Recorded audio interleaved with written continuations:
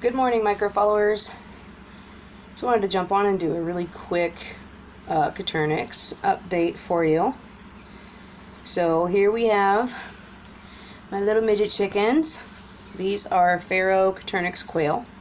This is the first time we've ever hatched them out. They are about 2.5 weeks old now and are officially the size of a newborn chicken.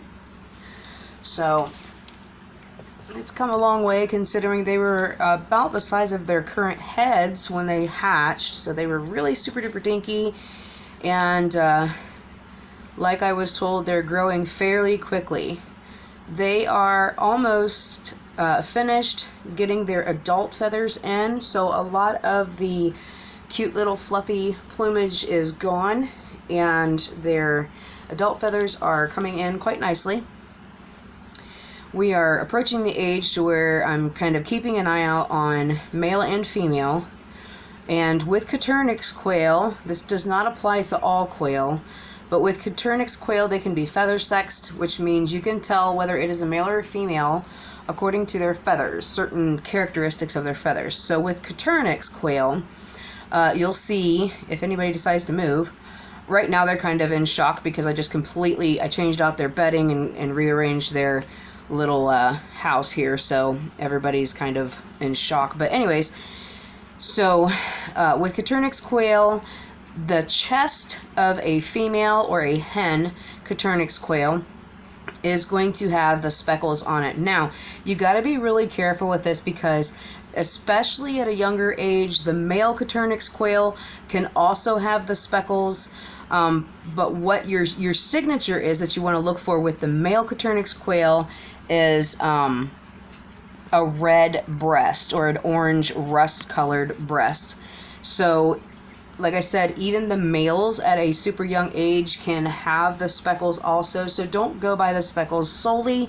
You're going to want to look from its neck to its tummy and see if it's got a reddish rust colored tint to it, and that's how you're going to be able to tell the difference between your males and females, obviously outside of crowing, which I do have some in here that have already started, or I guess trying to crow would be the better word, but unfortunately I haven't been standing right there when I'm hearing it to be able to see which one is making the noise. Not that it would matter anyways. There's 16 in here, so it's virtually impossible to try and separate any of these at the moment, and especially because they're so young, there's no point in it. So what do I think about raising Coturnix quail so far? If I'm being honest, I don't really particularly care for it. Now, a lot of people warned me when I had talked about, I think I'm going to get into some quail. A lot of people was like, oh man, you don't want to do that. Why would you do that? The eggs are so small and they're loud and they're stinky. And well, the truth of the matter is, when I lost the farm in February, I went from having everything to nothing in about 35 minutes. And I wanted some kind of putting your foot in the water to get started back up again. And because everything that I had read and the videos that I had watched about quail being so easy to raise, because you literally just need a little cage with food and water and ta-da, you know what I mean? It's not like you don't have to worry about free ranging, because you can't free range quail like you can chickens. And you don't have to worry about the right size coop and all this kind of good junk. You literally just have this teeny little cage. You got to have 1 male per 6 female, and then you just call it a life and it's over. So it sounded very simple, and it is very simple, but unfortunately I'm not getting the satisfaction out of the quail like I do with chickens. They haven't even started laying yet, so this is completely outside of egg laying, which I will touch on that topic real super quick. You need a special kind of quail scissors for eggs. That just seems ridiculous to me. So, I would much rather just be able to crack the egg on the counter and plop it into my frying pan, and the fact that I needed a special kind of scissors just was beyond my comprehension. So, anyways, I don't enjoy them. I don't enjoy them like I did the chickens. They're not very social at all, as you can tell. If these were 2-week-old chickens, they would be all up in this camera. They would be pecking on the phone and right up in there. They want to get all up in your business because they're so full of personality. These quail are not like that. They're not social. They don't want anything to do with people. And as you can tell, they all go to the other side of the enclosure. When anybody gets close to their brooder, I don't know what you want to call it, enclosure, brooder, whatever. The only time that they actually get close to my hands is when I'm changing out the food or water. Like if I notice they've been out of water and I don't know how long they've been out of water, so I'll go and I'll put the water in there, and they'll just kind of come and hover around until I take my hand out to go ahead and start drinking. That's literally the closest that I have gotten to these things since the day after they hatched. The day after they hatched, I took them out of the incubator. I was able to hold them for a few seconds, and I would even scratch on the side of the netting here, and they'd come running over. And even though they have been around, on average, 5 adults every single day since they've hatched, they just don't have that social characteristics or the personality like a chicken does.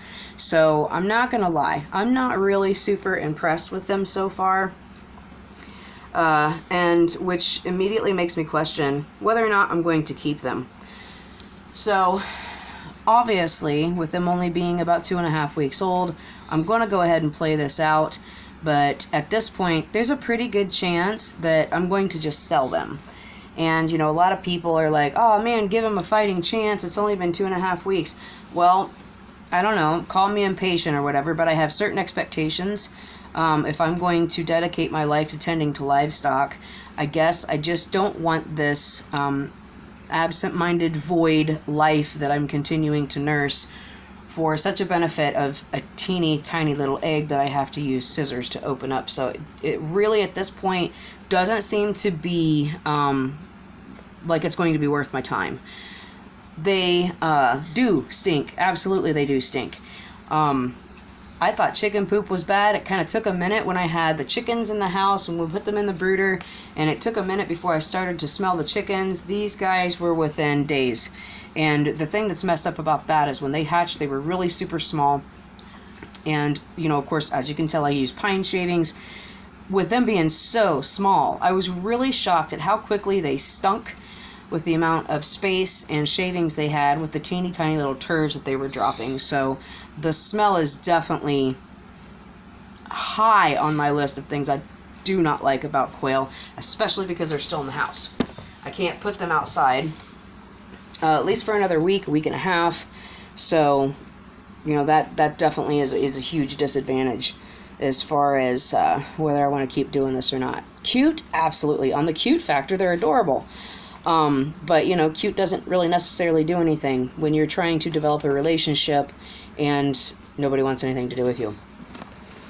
So, if I had to weigh it all out, do I? Don't I?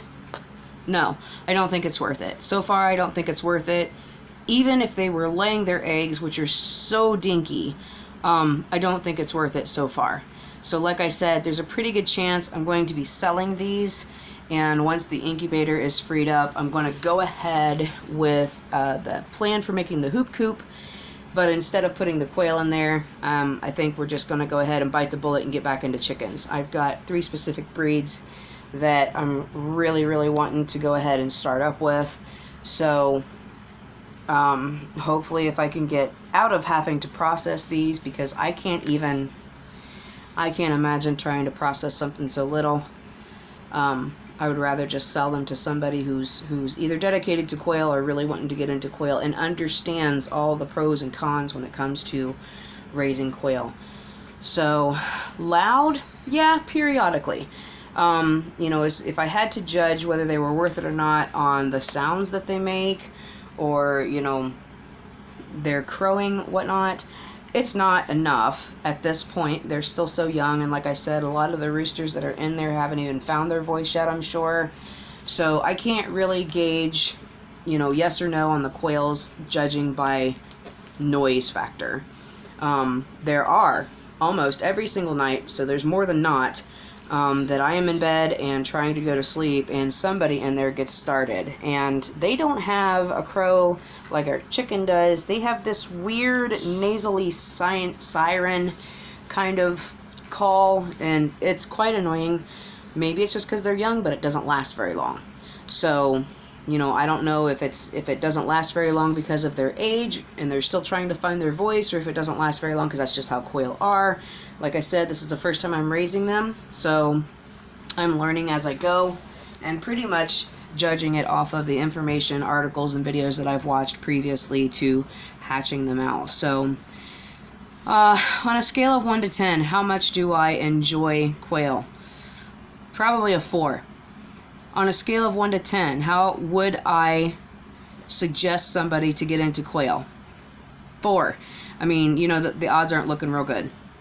Like I said, just lack of personality. They're not amusing. They're not fun. They stink. They do get loud periodically. The eggs are small. You can't just pop them open on a countertop. So these are things, I'm not going to lie, these are things that I knew before I got into quail. But like I said, I was thinking that because they are small, that it was literally going to be like a mini chicken situation, and I was okay with that. I thought that it was going to be the same as raising chickens. They were just smaller, and that is not the case at all. There are so many different things about quail that are different than chickens, and unfortunately there's enough about it to where I just simply can't put my heart into it. So I don't think I'm going to keep them. It's been a great experience, though. I mean, at least I have something now, and even more so after they're grown. I'll have some kind of wisdom to offer somebody who might be interested in quail, or if they have any questions about certain things to do when they're hatching out or brooding quail. But unfortunately, I'm pretty sure that is the extent that I want to take it. So anyhow, that is my current quail update. Somewhere over the next few days, I'm going to get started on their pen for the outside. I did purchase a specific quail cage, but I can't get past the fact that I'm going to put them in a plastic cage with a wire bottom, and ta-da, there's your life. I hope you enjoy it. That just doesn't fly with me. I want them to have ground contact, bug contact, grass contact. So I am going to completely disregard the $170 that I spent on that tiny little cage, and go ahead and build them a pen to where they will have access to the ground for however long they're going to be with us. So that is my current quail update. If you have any questions, you're welcome to post them down below in the comments. I don't know how much I can answer for you at the moment. Pretty much everything that I know about raising quail so far I have included in this video. So I know about 13 whole minutes of quail knowledge. But that's our current status. So we're going to get started on the cage to ship them out the door into the backyard next week.